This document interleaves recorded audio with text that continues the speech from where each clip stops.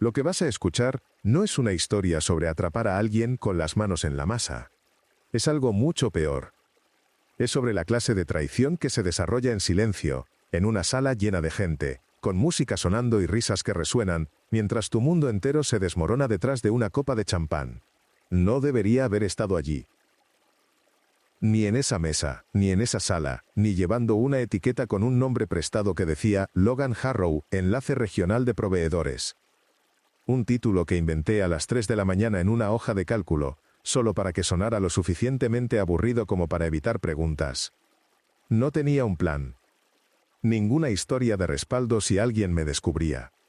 Todo lo que tenía era un esmoquín que no me quedaba bien, las palmas de las manos sudorosas, y el agudo zumbido de la sospecha que se había estado acumulando dentro de mí durante meses. Eso fue lo que me empujó a cruzar las puertas del salón de baile.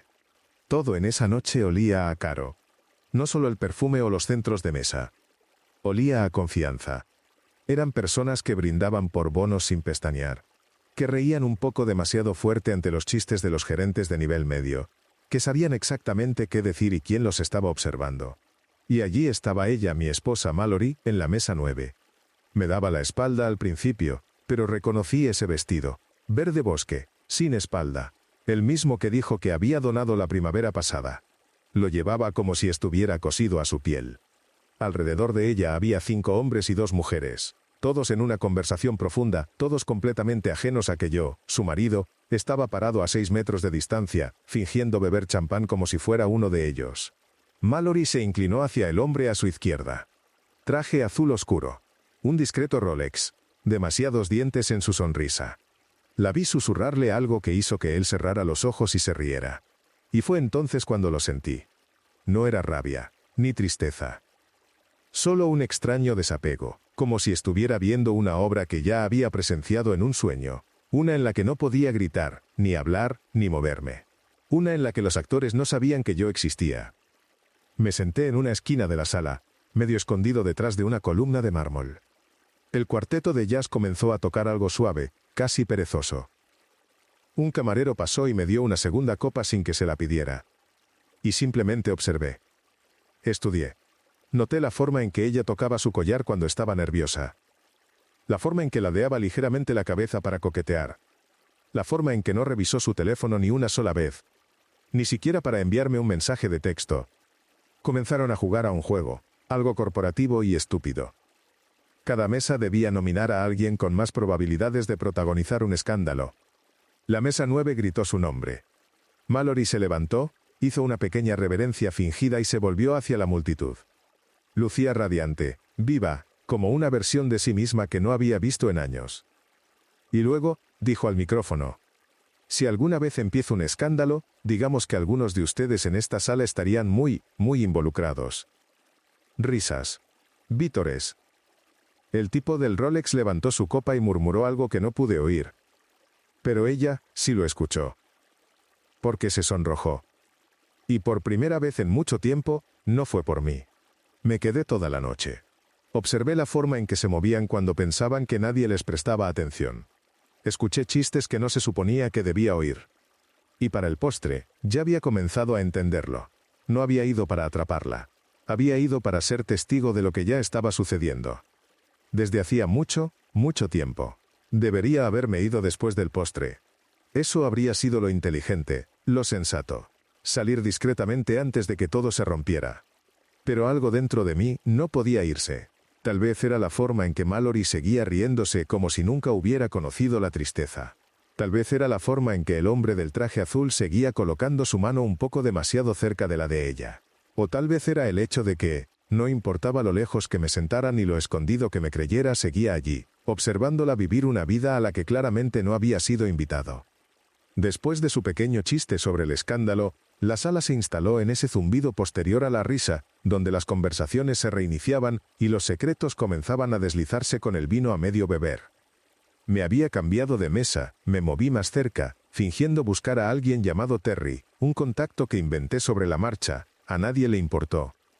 Todos estaban demasiado ocupados impresionando a la gente a su lado. Fue entonces cuando lo vi. La forma en que el traje azul se inclinó y le susurró algo al oído. algo que hizo que sus hombros se tensaran por un segundo. Y luego se relajaran. No oí las palabras, pero vi la reacción. Tomó su copa de vino, asintió lentamente y luego miró por encima del hombro hacia la salida trasera. Sutil. Rápido. Calculado. Y él siguió su mirada con el tipo de sonrisa que me hizo colapsar el pecho. Iban a irse. Lo sentí en el aire.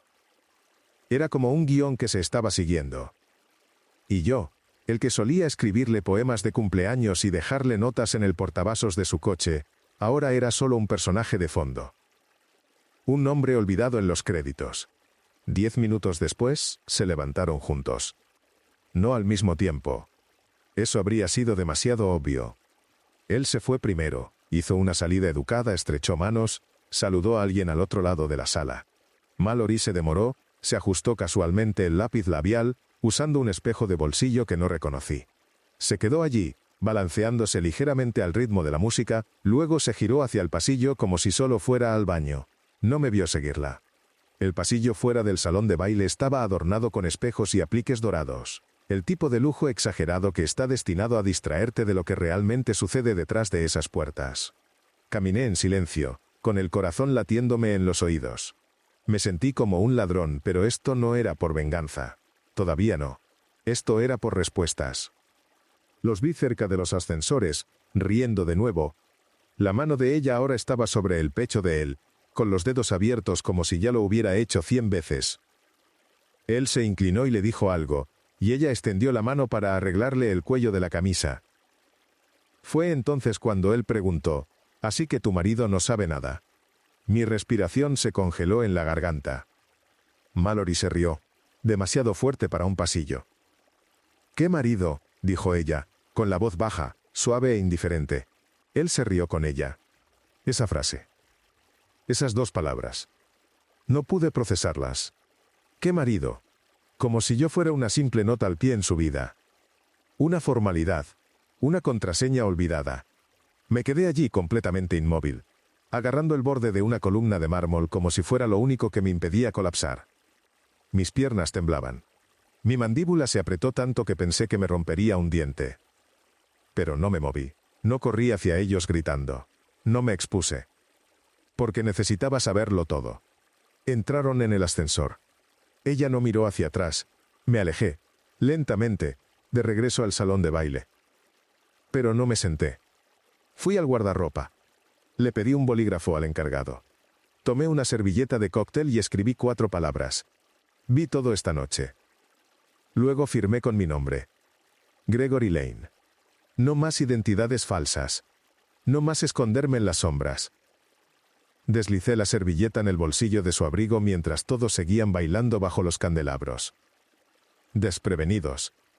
Ella la encontraría tarde o temprano.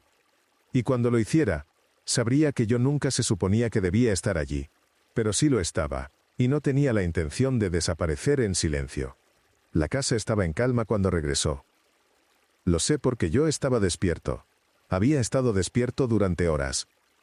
Me senté en la sala de estar a oscuras, escuchando el zumbido del refrigerador y cada pequeño tic-tac del reloj de pared, viendo cómo las luces de los coches se estiraban por el techo cuando pasaban por fuera. A las 2:47 de la madrugada, escuché cómo se abría la puerta principal, suavemente, con cuidado como alguien que entra sin saber quién podría estar esperando. Mallory entró como una ladrona, con los tacones en una mano y el teléfono en la otra. El vestido verde, arrugado en la cintura. Se quedó de pie en el vestíbulo por un momento, tal vez esperando escuchar mi voz, o tal vez solo comprobando si la casa dormía. Luego caminó de puntillas hacia el pasillo, pero no antes de que notara un ligero rastro de colonia en su hombro. No era la mía. No dije nada. La dejé pasar, la dejé meterse en la cama como si nada hubiera pasado. A la mañana siguiente, actuó como si fuera un domingo más. Se levantó antes que yo, o lo fingió, y empezó a hacer panqueques, tarareando su estúpida lista de reproducción, que siempre ponía al cocinar. Incluso me llevó café a la cama y dijo que se sentía mal por haber estado fuera tanto tiempo. Los clientes pueden ser agotadores, murmuró, sonriendo como una mujer que no tenía nada que ocultar. Quise tirar la taza contra la pared. En cambio, me quedé mirándola y no dije nada. Esa servilleta, la que había metido en el bolsillo de su abrigo, estaba grabada a fuego en mi mente. Me la imaginaba buscándola y encontrándola leyéndola en silencio, con el corazón latiéndole. ¿Se inmutaría? ¿Fingiría que no existía? Pensé que ya había visto lo suficiente la noche anterior, pero resulta que la traición no llega solo con paseos dramáticos en ascensor y brindis con champán. A veces, camina descalza por tu cocina, haciendo panqueques y sonriendo como si todavía te amara. Eso fue lo que más me dolió. No la infidelidad, sino lo fácil que llevaba la mentira, como si estuviera hecha a su medida. Alrededor del mediodía, se acercó a la sala con un plato de panqueques, como si fuera una ofrenda de paz. Me besó en la mejilla y preguntó: ¿te sientes mejor hoy? La migraña de anoche parecía muy fuerte. La miré por un largo tiempo antes de responder. Cada fibra de mi ser quería gritarle, enfrentarla, preguntarle por el traje azul, por el ascensor, por el «¿qué marido?», pero no lo hice. Aún no. En cambio le pregunté: ¿alguien me mencionó en el evento? Ella parpadeó. Solo un parpadeo, rápido, casi imperceptible. Pero lo vi.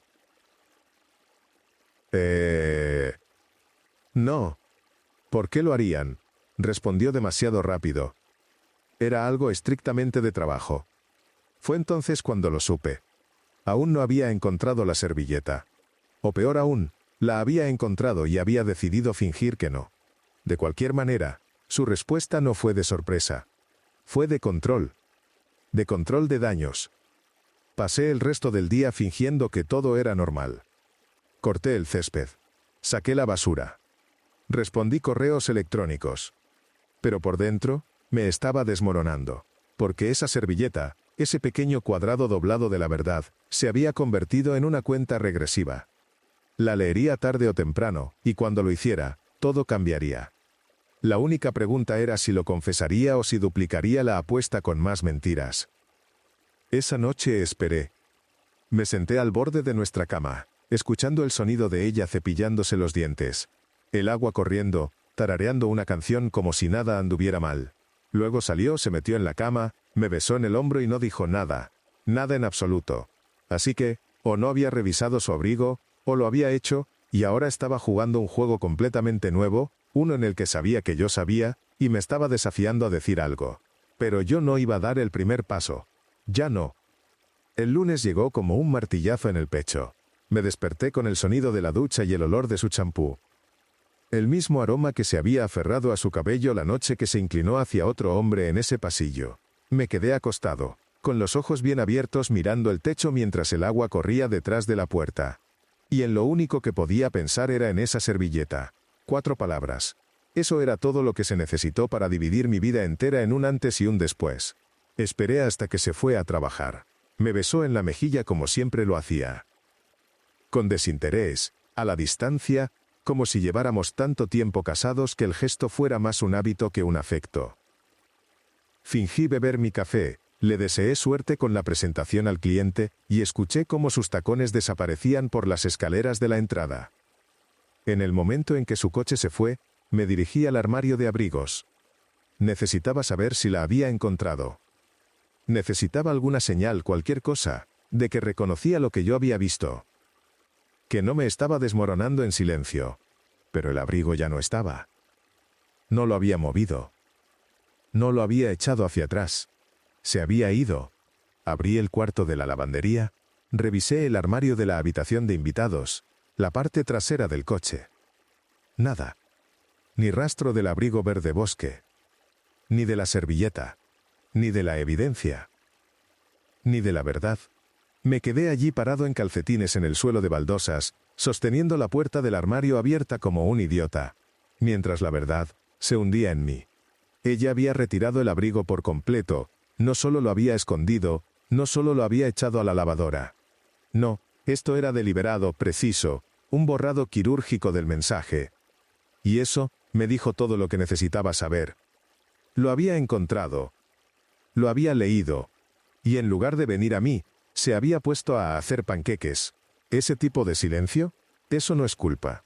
Eso es poder. Y supe entonces que esto no era solo sobre otro hombre, esto era sobre el control. sobre reescribir la historia antes de que yo tuviera la oportunidad de hablar. Si pudiera convencerme de que no pasaba nada, tal vez yo empezaría a dudar de mí mismo. Tal vez incluso me sentiría culpable por haberla observado. Pero no iba a dejar que ella reescribiera mi realidad. Esa noche, cuando llegó a casa, vestía algo diferente. No su atuendo habitual de trabajo. Un jersey de cuello alto negro, vaqueros oscuros, el pelo aún arreglado, pero de forma casual, sin esfuerzo. Dejó su bolso en el banco de la entrada y caminó a la cocina. La seguí. En silencio. ¿Día largo?, pregunté apoyándome en el umbral. Ella se giró, abriendo una botella de vino. Agotador, suspiró. Todo el mundo está tenso con los números del cuarto trimestre. Podríamos perder a uno de nuestros clientes más importantes. La vi servir 2 copas, me entregó una. ¿Y la gala?, le pregunté mirándola fijamente. Ella parpadeó, solo por un segundo. ¿Qué pasa con ella?, dijo, bebiendo sin dudar. ¿Te divertiste?, pregunté con demasiada indiferencia. Ella se apoyó en el mostrador, sus ojos entrecerrándose. «Greg, ¿qué pasa?», quise gritarle. «Tú dime». Pero en lugar de eso, me encogí de hombros, fingiendo desinterés. Solo me preguntaba qué clase de noche fue. Sonaba importante. Ella sostuvo mi mirada. Su sonrisa se tambaleó, vaciló. Por apenas medio segundo. Pero luego regresó, pulida y plástica. «Estuvo bien», dijo. «Sinceramente, nada emocionante. No te perdiste mucho». Dio otro sorbo, y pasó por mi lado hacia la sala de estar como si hubiera superado un detector de mentiras. Pero me había dado cuenta de una cosa. Su abrigo, el que usó para la gala, ya no estaba colgado en el pasillo. Y ahora que lo pensaba, su bolso también era diferente. Ella no solo había tirado la servilleta. Había reescrito toda la escena. Me quedé allí, solo en la cocina, sosteniendo una copa de vino que nunca pedí, viéndola sentarse en el sofá y revisar su teléfono como si no estuviéramos en una guerra fría. Estaba jugando la defensiva sin siquiera reconocer que el juego había comenzado.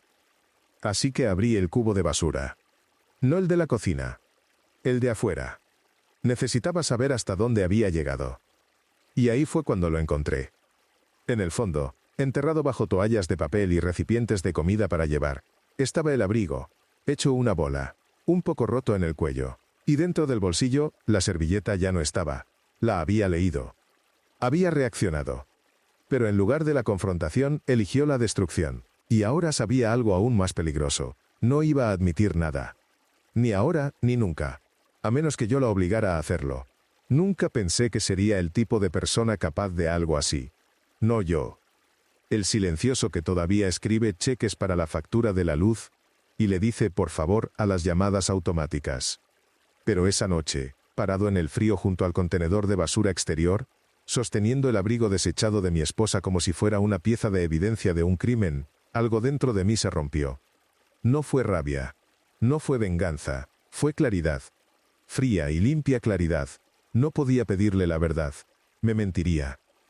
No podía acusarla. Se defendería. No podía confiar en ella, porque ya iba 3 pasos por delante de mí. Así que hice lo que haría cualquier hombre con el estómago lleno de dudas y la mente llena de noches sin dormir. Compré una cámara. No un sofisticado equipo de espionaje, solo una pequeña cámara Wi-Fi que pedí a través de una aplicación de entrega el mismo día. Discreta. Activada por movimiento. Fácil de esconder dentro de la cubierta de un viejo libro de viajes en nuestra estantería de la sala de estar. Ese que nadie tocaba jamás. Ni siquiera para quitarle el polvo. La instalé a la mañana siguiente, fingiendo pasar la aspiradora mientras ella se secaba el pelo arriba. Mis manos temblaban tanto que casi se me cae la cosa 2 veces, pero la encajé a la perfección, apuntando hacia el sofá y la entrada. Mi idea era simple. Ella habla en ese espacio. Allí contesta llamadas. Ahí es donde se relaja. Y tal vez, solo tal vez, allí bajaría la guardia. Los primeros 2 días, nada. Solo ella deslizando el dedo por su teléfono, bebiendo vino y viendo videos de bienes raíces, como si alguna vez fuéramos a comprar una segunda casa. Por la noche, se sentaba a mi lado en el sofá con los pies debajo de ella y fingía que todo estaba bien. Preguntaba por mi día, fingía interesarse por algún documento técnico que estaba escribiendo. Incluso me acariciaba el brazo como si todavía lo intentáramos. Pero el jueves, algo cambió. Regresé de hacer la compra para encontrarla ya en el sofá. Copa de vino en una mano, teléfono en la otra. En el momento en que entré, se escondió el teléfono bajo la pierna y sonrió demasiado rápido. «Llegaste temprano», dijo, animada. «El tráfico estaba tranquilo», murmuré, dejando las bolsas en el suelo. Más tarde esa noche, después de que se acostó, revisé el video de la cámara en mi laptop. Avancé rápidamente por la tarde. Aún nada. Y luego, unos 20 minutos antes de que yo llegara a casa, recibió una llamada. No respondió de inmediato. Se quedó mirando la pantalla por un segundo, como si estuviera considerando su próximo movimiento. Luego tocó la pantalla y se llevó el teléfono a la oreja. «Hola, sí, lo sé», susurró. Todavía se lo está creyendo. Creo que sospecha algo pero no lo dice. Nunca lo hace. Mi sangre se congeló. Ella se rió. Un sonido corto y divertido. «No, no se lo he dicho. ¿Por qué lo haría? Él no quiere la verdad. Solo quiere que las cosas vuelvan a la normalidad. Es un poco triste, la verdad». Puse pausa en el video y me quedé mirando su cara congelada en mi pantalla. Mis oídos zumbaban. Mi estómago se revolvía. Volví a darle al play. «No digo que no me sienta mal», continuó. «Pero no es como si él fuera, ya sabes, asertivo. Simplemente desaparece en sí mismo. Es más fácil así». Hubo un silencio en la línea. Tal vez la persona con la que hablaba le preguntó algo, y entonces lo oí. «No, no podemos vernos este fin de semana. Él estará cerca. La próxima semana es mejor. El mismo lugar». «Vale». Terminó la llamada. Se quedó sentada por un segundo. Luego realmente murmuró: «Pobrecillo». Y le dio un largo sorbo al vino. No dormí esa noche. Ni siquiera apagué la laptop. Simplemente me quedé sentado en la cocina, mirando el video en bucle, escuchando a mi esposa describirme como si fuera un personaje de fondo en su historia. No una persona. No su marido. Solo algo que tenía que gestionar. No sentí rabia. Sentí algo más. Algo más pesado. Me sentí borrado. Pero ya no iba a quedarme en silencio. A la mañana siguiente, le dejé una nota en el espejo del baño. Nada dramático.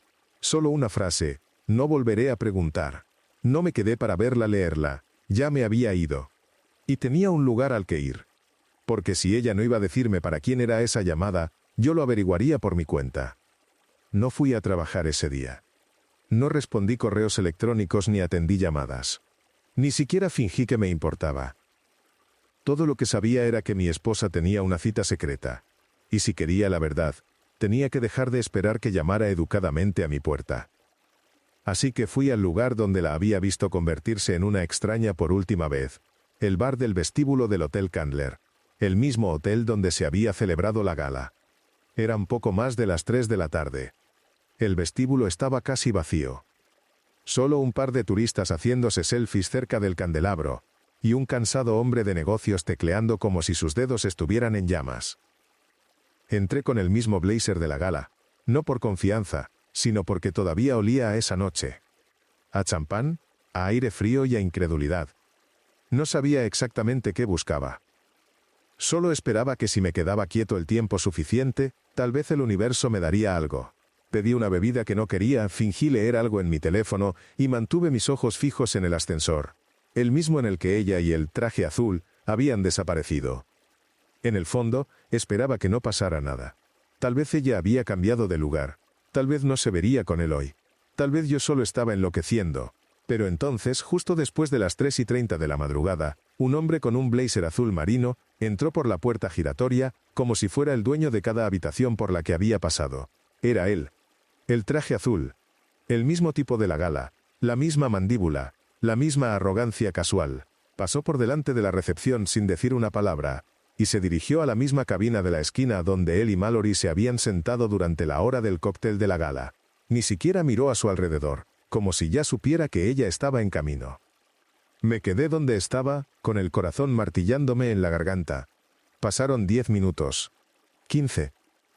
Luego, justo cuando empezaba a cuestionar mi cordura, la vi. Mallory entró llevando gafas de sol y una bufanda bien ajustada alrededor del cuello, como una mujer que evita las cámaras. Lo localizó al instante, se deslizó en la cabina frente a él, y se inclinó como si no hubiera mantenido a un marido en la oscuridad durante 11 años. No hubo un abrazo, ni un beso, pero había algo mucho peor que el contacto físico. Había naturalidad. Él le entregó un pequeño sobre a través de la mesa. Ella miró dentro, asintió y lo deslizó en su bolso sin dudar. No pude oír una palabra desde donde estaba, pero no era necesario. Su lenguaje corporal lo decía todo. No estaba ansiosa. No estaba nerviosa. Estaba cómoda. Como si lo hubiera ensayado. Hablaron durante casi 30 minutos. Ella se rió una vez. Esa risa que yo creía que solo me dedicaba a mí. Luego se inclinó hacia adelante, apoyó la mano en la mesa y dijo algo que lo hizo mirar por encima del hombro. Fue entonces cuando me vio. Solo por un segundo. Nuestras miradas se encontraron. Y en lugar de inmutarse o desviar la mirada, hizo algo que me heló la sangre. Sonrió. No era la sonrisa de superioridad de alguien a quien han pillado. Era la mirada de un hombre que sabía que no se le podía tocar. El tipo de mirada que dice, sí, sé quién eres, y no me importa. Mallory no se había dado cuenta. Todavía estaba deslizando el dedo por su teléfono mientras él se levantaba, dejaba unos billetes en la mesa y se iba, pasando por mi lado sin decir una palabra, sin una segunda mirada. Esperé a que ella también se fuera, luego la seguí a distancia mientras se subía a un coche y desaparecía por la calle. No volví a casa. Aún no. Me quedé sentado en mi coche durante más de una hora, mirando mis manos en el volante, dándome cuenta de que había llegado a un punto sin retorno. Esto no era solo una infidelidad. No era un desvío de la mediana edad por el que ella pudiera llorar más tarde y pedir perdón. Esto era algo más. Planeado. Estratégico. Frío. Ella no se estaba alejando de mí. Ella ya se había ido. Y lo peor de todo, no tenía ni idea de qué había dentro de ese sobre. Esa noche, revisé su bolso mientras ella se duchaba. Silenciosa, metódicamente. No había ningún sobre. No había rastro. Solo su teléfono, bloqueado con un Face ID que no me reconocería ni aunque lo intentara. Pero lo que sí encontré fue un segundo teléfono. Escondido debajo de su neceser de maquillaje. Delgado. Limpio, casi nuevo. Sin funda. Sin pegatinas. Sin arañazos. Solo una llamada perdida en la pantalla de bloqueo de un nombre que no reconocí. Tanner. Volví a poner todo en su lugar, salí del baño, me senté en la cama y sonreí cuando ella salió con su bata, el pelo envuelto en una toalla. ¿Estás bien?, me preguntó. Claro, le dije suavemente. Solo estoy cansado. Ella se inclinó y me besó la frente, como si nada en el mundo estuviera mal. Y me quedé allí, inmóvil, preguntándome cuántas versiones de mi esposa existían y cuál sería mañana. Supe lo que tenía que hacer. No podía seguir sentado en mi propia casa mientras Mallory desaparecía en otras vidas y regresaba como si nada hubiera pasado. No podía dormir al lado de una mujer que le susurraba cosas a otro hombre, y luego me decía que me veía cansado por la mañana. Y definitivamente ya no podía fingir, no después de ver ese segundo teléfono. Esa cosa vibraba en mi pecho como una bomba cuyo tic-tac nadie más podía oír. Pero yo no era fuerte. No era audaz. No era el tipo de hombre que entra en una habitación y exige respuestas. Soy el tipo que piensa demasiado, que espera, que duda. Así que en lugar de confrontarla, me convertí en otra persona por un día. No Elwood, el marido silencioso. No el pusilánime que ella creía que era. Me convertí en Daniel. Un perfil falso con una cara en blanco y un número de teléfono desechable. Lo creé esa noche. Sentado solo en el garaje con la puerta medio cerrada y un ventilador zumbando lo suficientemente fuerte como para ahogar el sonido de mi propia respiración. Daniel era encantador, casual, un contratista de Raleigh que acababa de mudarse a la ciudad. Su número, fácil de conseguir. Su historia, lo suficientemente veraz como para ser creíble. Y una vez que tuve eso, hice algo que todavía me revuelve el estómago cuando pienso en ello.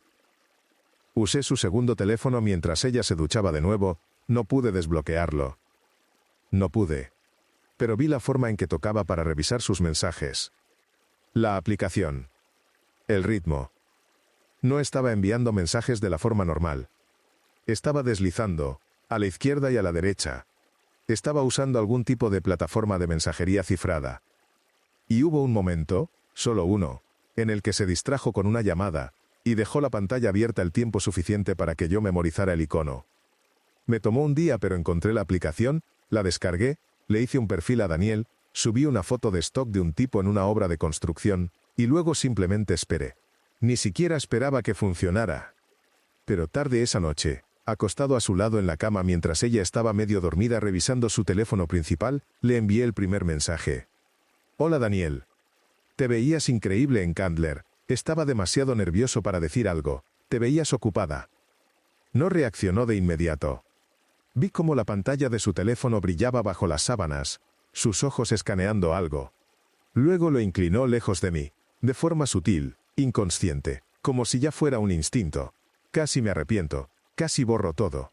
Pero 2 minutos después, recibí una notificación. Tanner. Deberías haber dicho algo, no muerdo a menos que me inviten. Eso fue. Era ella. Reconocí su voz incluso en esas palabras. Ella ya estaba viviendo 2 vidas, y yo estaba aquí, hablando con ella a través de las grietas en el suelo. Fingí ignorancia. Dejé que la conversación se extendiera. Durante 2 días hablamos. Con cautela. Lo suficiente para que ella se abriera. Nunca me envió su nombre. Nunca dio detalles específicos. Pero la forma en que escribía, era ella. Hasta la forma en que siempre decía ja, en lugar de jaja. Hasta la puntuación. Sus huellas digitales estaban por todas partes. Luego, al tercer día, envió algo para lo que no estaba preparado. Tanner. Tengo una oportunidad el viernes. Mismo hotel. Misma habitación. Si quieres verme, ven. Si no, sabré que no ibas en serio. Me quedé sentado, con el corazón latiendo, releyéndolo. Le había dicho lo mismo a él. El mismo lugar. La misma habitación. Lo que significaba que esto no era la primera vez. Era una rutina. No dormí esa noche. Solo me quedé mirando el techo y escuchándola respirar a mi lado. Cuántas noches había cerrado los ojos y fingido ser mía mientras planeaba pertenecer a alguien más al día siguiente. Llegó el viernes. Le dije que iba a un seminario de tecnología. Ni siquiera me preguntó dónde. Solo me besó en la mejilla y me dijo: diviértete, cariño. Hice una maleta, conduje al otro lado de la ciudad, aparqué en el garaje a 2 calles del Hotel Candler y esperé. Esperé hasta verla entrar en el edificio. Vestida de forma sencilla esta vez. No el vestido verde. No la bufanda. Solo vaqueros y una blusa blanca. Pero aún así demasiado arreglada para alguien que solo va a tomar un café. La seguí 5 minutos después. Subí por la escalera lateral y caminé lentamente por el pasillo hacia la habitación 816. Me detuve en la puerta, con la mano suspendida en el aire, el corazón a punto de salírseme por las costillas. No llamé. Deslicé una nota doblada por debajo de la puerta. La misma letra que la de la servilleta. Las mismas 4 palabras.